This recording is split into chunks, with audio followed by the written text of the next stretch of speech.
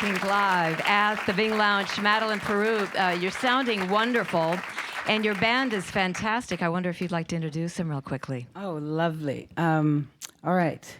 Well, on guitar, that is John Harrington. On bass, Barack Mori. And I hired him before Obama was elected. Darren Beckett on the drums. And always stylish Gary Versace on keyboards. Great to have you all here. For the benefit of maybe new fans that were gathering by the minute here in the Bing Lounge, I had to tell I want you to tell the quick story. You began busking in Europe famously, which is a courageous thing to do. Yeah, it's actually quite easy in Europe compared to what it is here in the States. And because I grew up in Brooklyn, my only hope of being able to play music was either to hang out with the local church pastor and memorize some piano stuff that I still can't play to this day, or pay for lessons somewhere. And sometimes that would have been good if I could have afforded that. But because in Paris there was an interesting sort of freedom on the streets there. A lot of Americans, but a lot of people from all over Europe, actually, English guys that had been playing on the street since the 70s or so, hanging out. And there was this one bar that had windowed, front, and it was like a French brasserie, so you could see, and in the windows were guitars basically stacked up to the ceiling. And if you got inside, it was kind of packed, but all the street musicians were in there changing their coins or buying beer, one or the other. You couldn't tell. But there were definitely, it was an interesting hang. So when somebody told me, I was walking around with my guitar, and I said, I saw some street musicians, where are they? And they said, oh, just go to that bar. And that was kind of it, and I was lucky enough to be around good people. So don't give musicians a bad rap anymore. They're not so bad sometimes. And Madeleine, I hate to qualify too much. Sorry. You've got good guys right behind you. And one of the other things for fans who are new coming to you is that it's striking how the Billie Holiday thing, it gets said about your voice, but it's striking that you do have that quality. Did you know? When did you know? Oh yeah, I hear that. Or how did that come to you?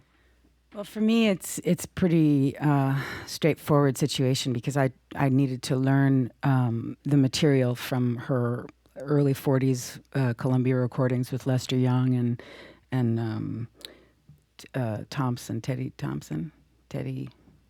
Teddy Wilson. Thanks. Sorry.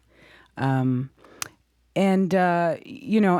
she recorded so many songs, and some of which wouldn't have been so interesting had it not been for those recordings. So I pretty much learned to sing right around that time in Paris when people wanted to play that era of jazz, and so I've kind of memorized her music. And then, as it turned out, when I was asked to make a record, the problem was that we had to make sure we didn't record the same exact arrangements underneath those old songs. But that was a while ago, so. And a lot has happened for you. You've worked with such amazing people, Larry Klein, Walter Becker from Steely Dan. You've gathered great musicians around you, and you have a nice gift also, which is a very special one for covering songs. There's a Bob Dylan song that you did beautifully on a previous album, and now a new album's coming out. Talk a little bit about that, and then I want to hear that cover song that I'm talking about.